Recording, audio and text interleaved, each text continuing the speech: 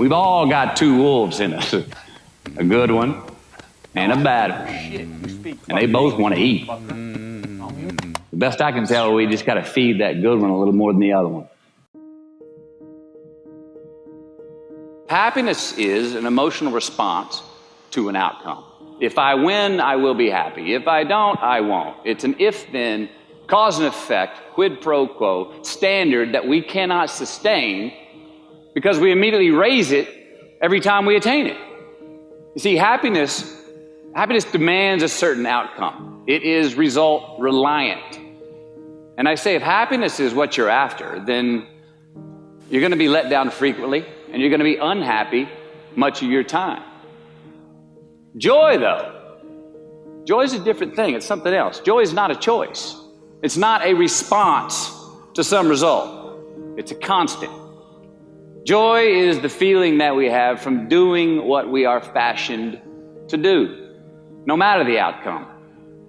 Now, personally, as an actor, I started enjoying my work and literally being more happy when I stopped trying to make the daily labor a means to a certain end.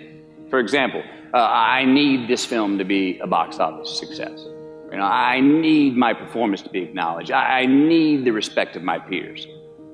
All those are reasonable aspirations, but the truth is, as soon as the work, the daily making of the movie, the doing of the deed became the reward in itself for me, I got more box office, more accolades and respect than I ever had before.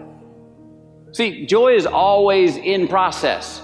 It's under construction. It is in constant approach, alive and well in the doing of what we're fashioned to do and enjoying it. Now, the easiest way to dissect success is through gratitude. Giving thanks for that which we do have, for what is working. Appreciating the simple things we sometimes take for granted. We give thanks for these things, and that gratitude reciprocates, creating more to be thankful for. It's really simple, and it works. Now, I'm not saying be in denial of your failures. No, we can learn from them too, but only if we look at them constructively, as a means to reveal what we are good at, what we can get better at, what we do succeed at. All right, life's a verb. We try our best, we don't always do our best. And since we are the architects of our own lives, let's study the habits, the practices, the routines that we have that lead to and feed our success, our joy, our honest pain, our laughter, our earned tears. Let's dissect that and give thanks for those things. And when we do that, guess what happens? We get better at them, and we have more to dissect. It's a get-rich-quick on the internet, richest 15 minutes of fame world that we live in, and we see it every day. But we all want to succeed, right? So the question that we got to ask ourselves is what success is to us, what success is to you. Is it more money? That's fine. I got nothing against money.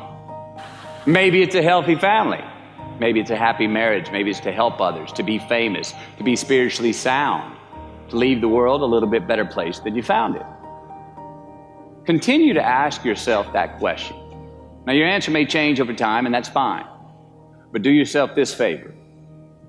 Whatever your answer is, don't choose anything that will jeopardize your soul.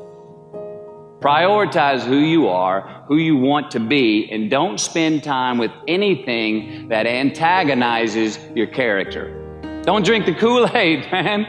It tastes sweet, but you will get cavities tomorrow, all right? Life is not a popularity contest. Be brave, take the hill, but first answer that question, what's my hill? Well, for me, it's a measurement of 5 things. We got fatherhood. We got being a good husband. We got my health, mind, body, and spirit. We got career, and we got friendships. These are what's important to me in my life right now.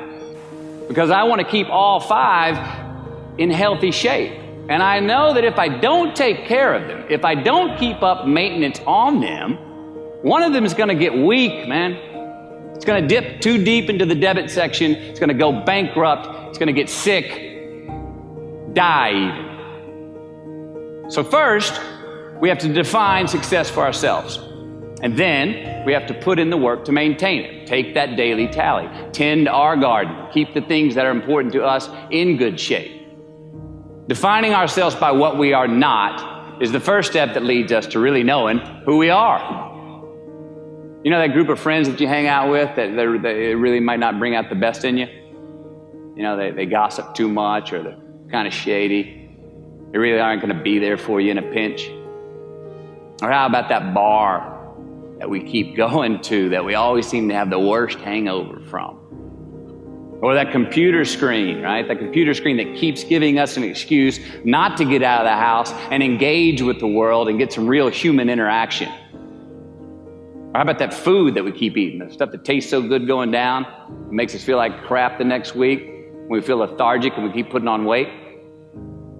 Well, those people, those places, those things, stop giving them your time and energy.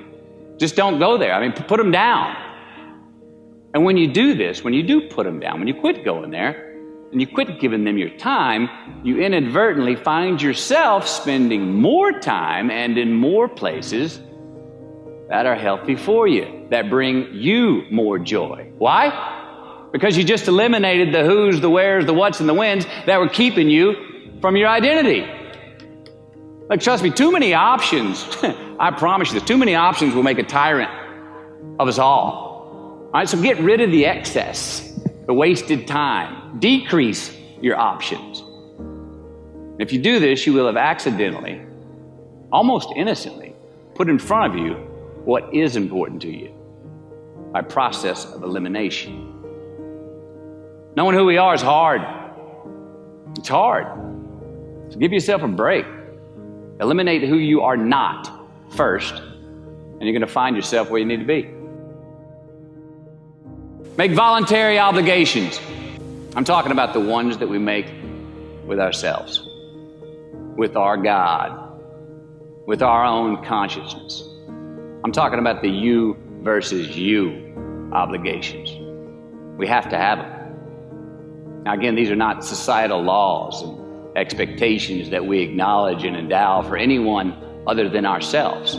These are faith-based obligations that we make on our own. These are not the lowered insurance rates for a good driving record. You will not be fined or put in jail if you do not gratify these obligations I speak of. No one else governs these but you. They are your secrets with yourself, your own private counsel, personal protocols. And while nobody throws you a party when you abide by them, no one's going to arrest you when you break them either, except yourself. An honest man's pillow is his peace of mind. And when you lay down on that pillow at night, no matter who's in your bed, we all sleep alone. These are your personal Jiminy Crickets, and there are not enough cops in the entire world to police them. It's on you. It's on you. We do our best when our destinations are beyond the measurement, when our reach continually exceeds our grasp, and when we have immortal finish lines. And when we do this, the race is never over. The journey has no port.